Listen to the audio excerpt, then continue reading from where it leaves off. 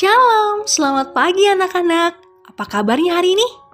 Jangan lupa selalu makan makanan yang sehat ya, agar tubuhmu sehat dan kuat. Nah, hari ini kita akan belajar dari firman Tuhan tentang Allah yang kudus. Mari kita baca Alkitab kita dari Imamat 19 ayat 2. Imamat 19 ayat 2 berbunyi, "Berbicaralah kepada segenap jemaah Israel dan katakan kepada mereka, Kuduslah kamu, sebab aku, Tuhan Allahmu, kudus." Demikianlah firman Tuhan yang menjadi perenungan kita pada hari ini. Anak-anak, tahukah kamu apa arti dari kata kudus? Dalam Alkitab, kata kudus yang digunakan memiliki arti, yaitu terpisah, pemisahan, atau dipisahkan dari yang lain. Maksudnya adalah sesuatu yang kudus itu dipisahkan dari yang lain. Kudus juga dapat diartikan tidak berdosa atau sempurna. Dalam Keluaran 20, Tuhan mengajarkan bangsa Israel untuk mempunyai kehidupan yang benar kepada Tuhan dan sesamanya melalui 10 hukum Taurat. Tuhan menghendaki agar umatnya memiliki hidup yang berbeda dari kehidupan bangsa-bangsa yang ada di sekeliling Israel. Melalui 10 hukum Taurat, Allah ingin menegaskan bahwa bangsa Israel adalah bangsa kepunyaan Allah dan hidup mereka harus berbeda dengan dunia ini. Allah menghendaki agar umatnya memiliki kualitas hidup yang benar di dalam Tuhan. Hal ini membuktikan bahwa Allah yang dipercaya dan disembah bangsa Israel adalah Allah yang membenci dosa. Mengapa Tuhan menghendaki agar umatnya hidup kudus? Mengapa Tuhan begitu membenci dosa? Sebab Tuhan kita adalah Allah yang kudus, Tuhan yang terpisah dari perbuatan dosa, bahkan Tuhan yang membenci perbuatan dosa itu. Tuhan yang menghendaki agar hidup umatnya berpedoman kepada Dia yang adalah kudus. Lalu, apa yang dapat kita pelajari setelah kita memahami bahwa Tuhan kita adalah Tuhan yang kudus? Pertama, Tuhan yang kudus menghendaki kita untuk hidup kudus. Sebagai orang yang percaya kepada Tuhan Yesus, kita disebut orang kudus. Kita dahulu seperti yang lain adalah orang yang berdosa, tetapi lalu dipisahkan dari yang lain atau dijadikan berbeda dengan yang lain.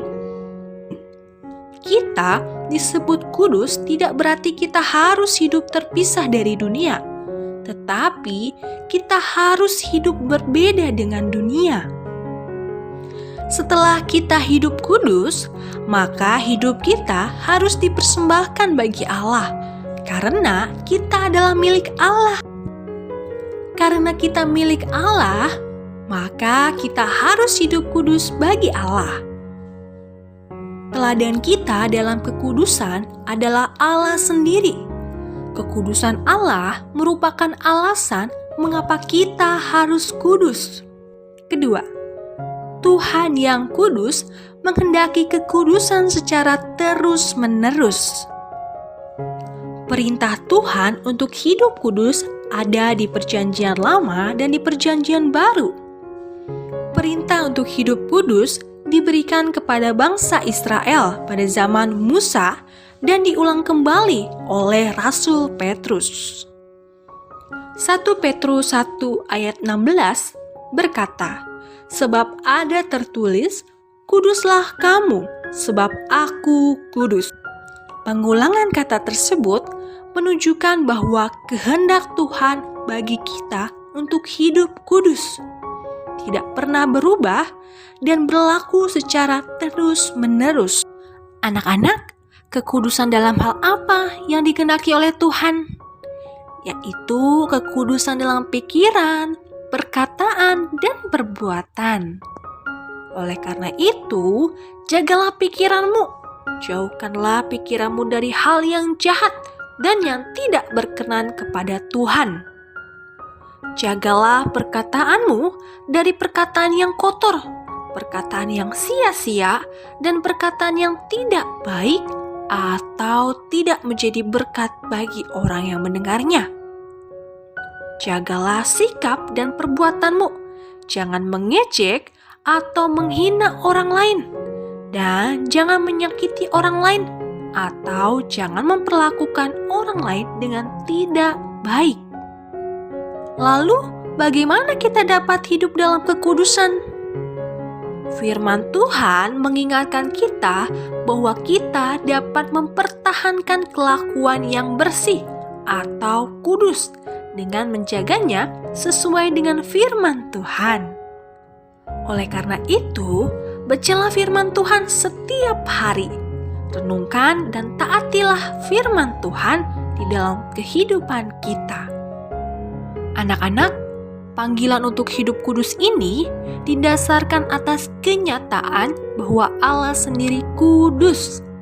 Kekudusan hidup merupakan kehendak Tuhan yang tidak pernah berubah sepanjang zaman. Oleh karena Allah kudus, Ia meminta agar kita pun kudus adanya.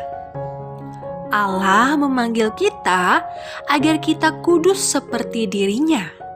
Mari kita berjuang untuk hidup kudus dalam pikiran, perkataan, dan perbuatan kita. Amin.